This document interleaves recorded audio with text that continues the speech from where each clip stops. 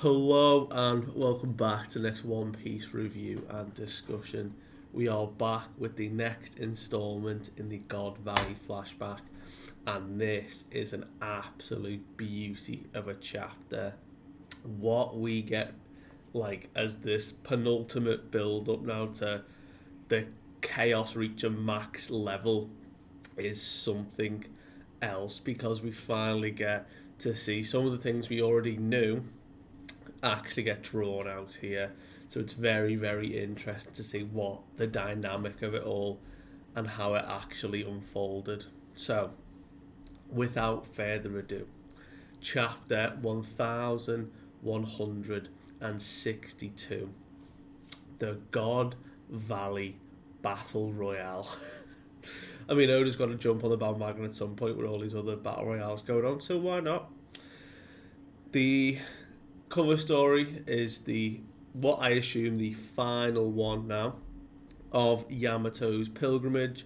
They have returned to the flower capital. We see Momonosuke and Kinemon, and they're all there celebrating, and it is the sort of ending of their journey there. So I think that is the pilgrimage tied up now, and whether we do just like some colour spreads or some one offs before we go back into another volume series of the cover stories. I'm not sure, probably. But it's nice to see the journeys rounded off now.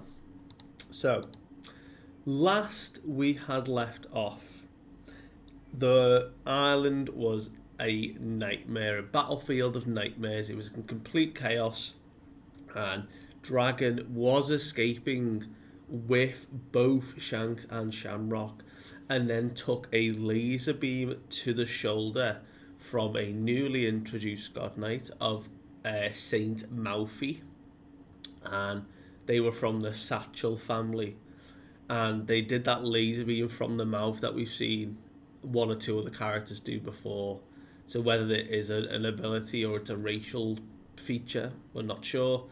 But they managed to pick up Shamrock and was like, child secure. Don't know why this kid was trying to, steal Garling's child.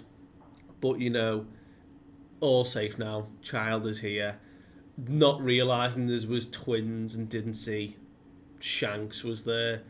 So in the chaos and wanting to deal with Dragon, Whitebeard accidentally saved him by decimating the nearby terrain and catching Malfi in the crossfire. So it allowed Dragon to at least pick up Shanks and escape. So he has saved Shanks so far, and we see that everyone else was trying to stop the Rocks pirates, which you'd think at that point you'd known about their infamy, but lo and behold, they still tried, and it was only four of them. It was only Shiki, Kaido, Big Mum, and Whitebeard, who a terrible foursome to try and fight against. Absolutely, were just tearing apart anyone who got near, and in that moment of that side of the island was just being controlled by the Rocks crew.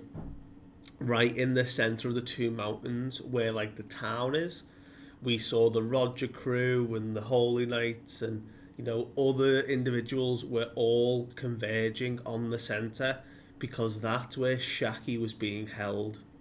And what we saw was Summer had turned up and been like, all these people around, all these Marines had been kicked by Shaki, still chained up, and he was like, this is just pathetic. I'm just gonna deal with you now. And proceeded to go about this really drawn out torture, and was enjoying it, and he was so twisted about it, and he is just the embodiment of just real evil in this world. And lo and behold, everyone was pinned down, and only one person rose above to arrive first and save Shaki. And it was indeed Rayleigh in this beautiful moment where he cuts down Summer in one move. He was filled with such rage. He managed to break Shaki's chains. They have a beautiful embrace. Even Roger and Gabon outside are still fighting, but are tearing up, crying with it all. And it's we really need to leave now. So it ended with Shaki being rescued. So we pick up in that moment where we can see it's been just announced that Garling and Rocks are now clashing on the northeastern side of the island, and we see a little map, and we can see there at the top the Rogers crew are currently slap bang in the middle, and we can see the Navy are coming in from the southern side along with other members of the Rocks crew. So Rocks is by himself. He's gone away because he's got his own objective to be on this island. The others are there for the treasure, the chaos, whatever they find. Rocks only told Harold his real reason for coming here: to find Eris, to find Teach, to save his family because they are members of the Davy clan. So he's clashing with Garling, and we can see just to the north as well, between the two mountains but not quite past it, is where the treasure is being stored, the storerooms. So we can see everyone is rushing probably to that point to get whatever treasure they can. So we can see that in the absolute carnage, Rayleigh has picked up Shaki and is just full pelt through the chaos. Everyone is grabbing what they can. We can see the Rocks members, we can see Rogers members, we can see some of Garp's crew. It is chaos. And in this moment, I just love that in amongst all of the absolute chaos, we just see Shaki humming away, minding her own business now that she is in Rayleigh's arms. Like, she is smitten with Rayleigh here. And I just think it's really funny what's happening. And he's like, Shaki, did you say something? She's like, oh, no, it's all right, don't worry. It's all right. So I like that in that very quintessential moment between the two of them. They're just like, in each other's embrace. But we do see the scene we have seen prior, but with a bit more to it. So in the storeroom, we can see Kuma and Ivankov have picked up the devil fruits. They're ready to eat them. And it is indeed Big Mum charging in, annihilates Ivankov, bless him, out the way, picks up Kaido's devil fruit, picks up the dragon fruit, and we can see Kuma immediately swallows the poor fruit, because obviously that's what they're going to use to help save everyone on the island. So in this war zone, we can see it's absolute chaos, and we see a moment where Garp and Bogan are like running, and he's talking to Sengoku, and he's like, right, like, fess up now, Sengoku, did you know about this? And he's like, oh, well, I recall someone alluding to this very vague report of, the something of this nature, but he up and vanished like one day and no one spoke about it afterwards. And Garp is just like irate with rage here. He is like, this doesn't feel like a dream. Like, this is really happening. And he's starting to see the other side of the Marines here, like what the world government are actually up to and doing in this world. And he's pissed. So what we jump over and see is back at Rox's location now. It's just Rox by himself. He has Eris over his shoulder. He's a big dude. He just picks up Eris. She's got hold of Teach as well, so he's kind of like fireman carrying the two of them, and they are running away from Garland and the other female holy knight that hasn't been given a name yet, so it's not Gunko or Malfi. She's got like the lance weapon, and she's like, what is going on back there? Like, what's with those transformations? Like, Grandpa and Grandma, like, what's going on with them? And we can see they've taken on those devil forms that Eam has been known to do with that Domi Reversi technique or ability. And Eam is here. Eam is on the island and has been turning members of the Davy clan into demons and is turning them against everyone else. And what's even crazier is we can see Garland is still moving on those like beasts that they like ride on, like not horses but these other creatures. And he has got a massive gash through his head. Like his whole head and hair is exposed from an attack by rocks. But he's fine because he's able to just regenerate it. So even at this point in the story, he is under the influence of Eames' abilities or technique, guidance, whatever it may come down to. He's got that super regeneration because he's a holy knight. So he's already got to that stage where Eames entrusted him with said regenerative abilities. So all of the holy knights have obviously got it.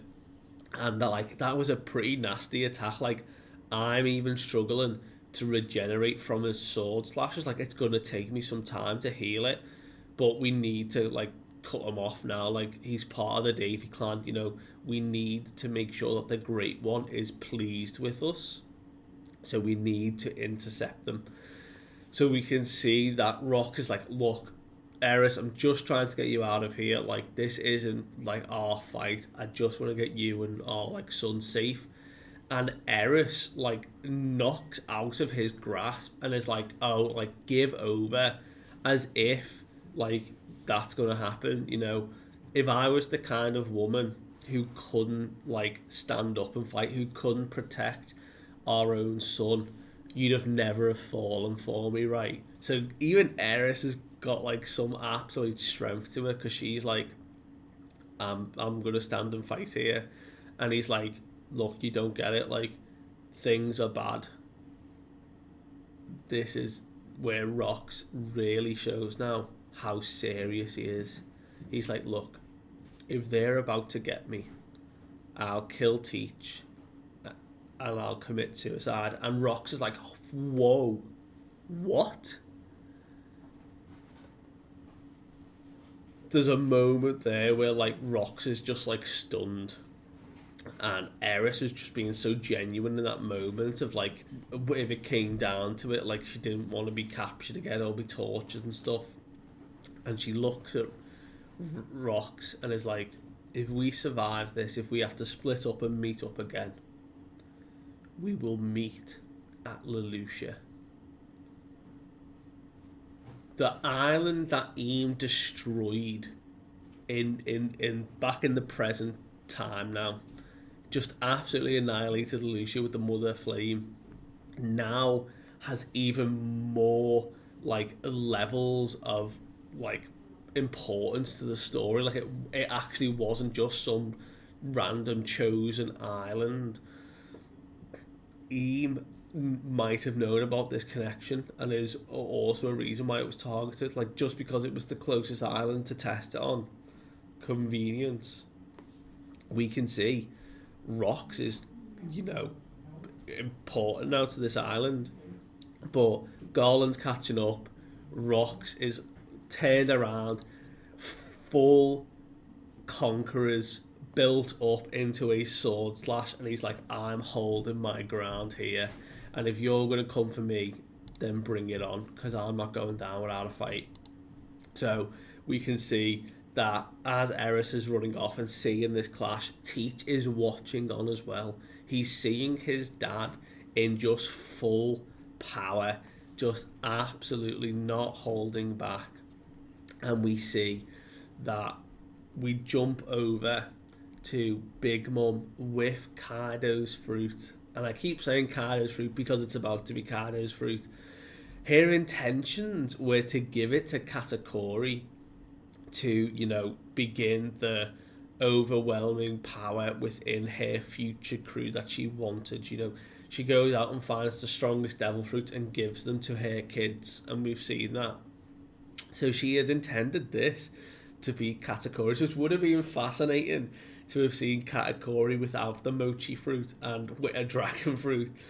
But we see the shadowed man, we see the figure, and we see Kaido comes in full cannibal, annihilates Big Mum, grabs the fruit, and just eats, just immediately swallows it. She's pissed. And now we know from the fact of the story that devil fruits taste disgusting. It's something to do with the curse and the nature of the fruits themselves. They taste awful. Like, it is hard to stomach. And in this moment, Kaido is just smiling, like he's eating the fruit, just loving what he's done, looking at Big Mum in the eyes, and she's like, fuck off, Kaido. Like, she's so pissed at him at this moment. And then we see the massive explosion go off.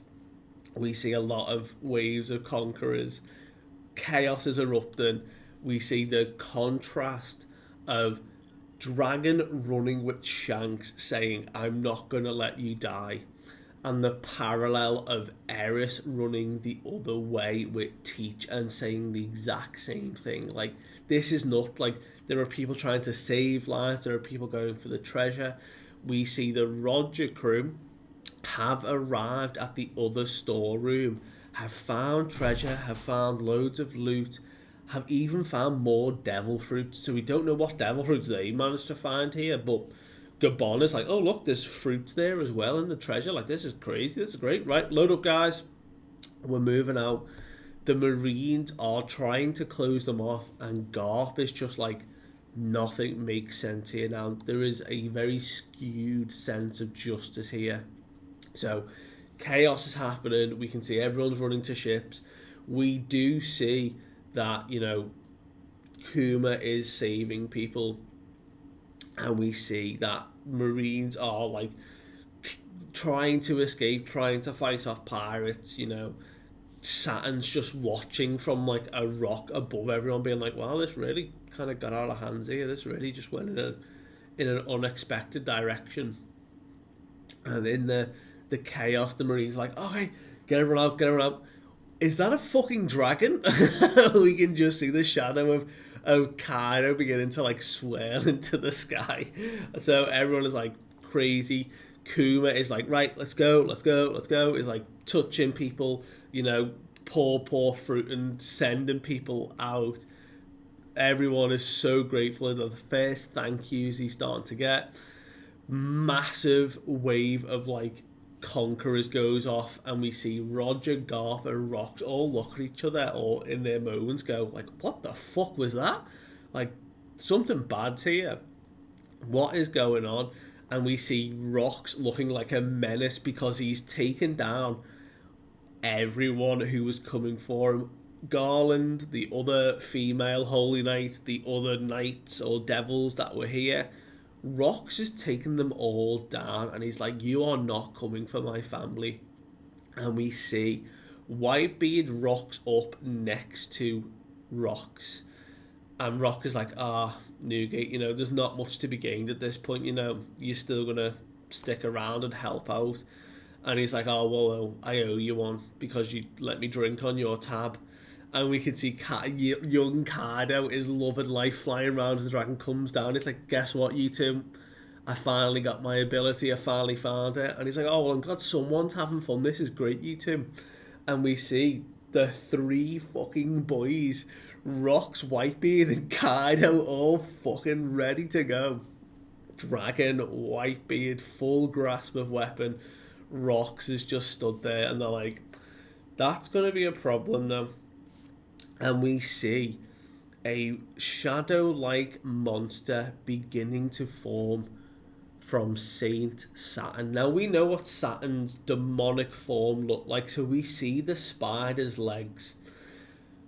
What we didn't intend for, or what wasn't expected, was where the main body of Saturn is for the spider now stretches up into a very long point that resembles Eames' shadow, and it is like erupting from Saturn.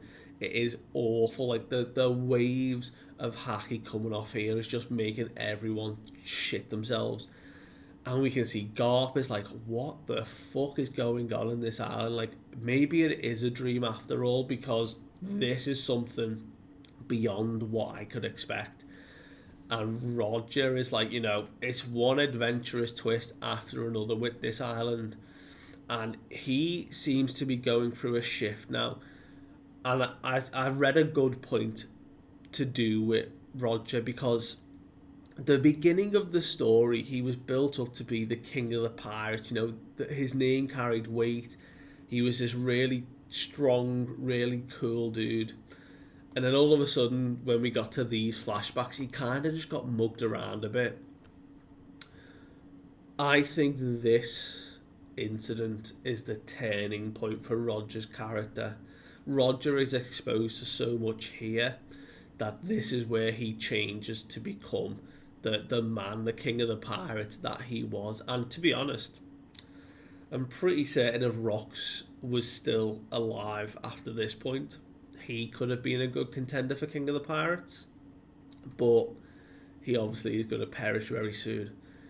And it is here that we find the most important part, rounding off the chapter in this double page moment here.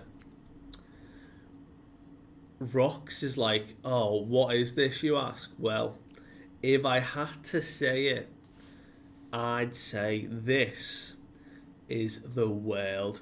And it is just a shadowed shot of Eve with the eyes glowing, looking at everyone. And that is where we end the chapter. There's a break next week. However, important part here is the connotation that Rox calls Eam the world. And that is very important, because if we even just flash back to Egghead very recently, Van Orga and Katarina Davon looked at San in the eye and said that Blackbeard's goal was the world, to take over the world, to destroy the world, whatever it was the world. In this moment, Rox is referring to Eam as the world. So what if that is what Oda's intending with Blackbeard, that it's not actually the world in what we thought it was, the encompassing island? What if it is just Eam? Because teachers witnessing what is happening, plus we know that he's got some soul thing going on with him that we don't fully know yet. Rox is witnessing this, and Rox full intention is for Eam to be the world in this moment. So the vendetta is strong against Eam and what the world actually is. So it's pretty interesting. Pretty good chapter. That was 10 out of 10. Just seeing Whitebeard, Kaido and Rox alone, like full power, ready to go.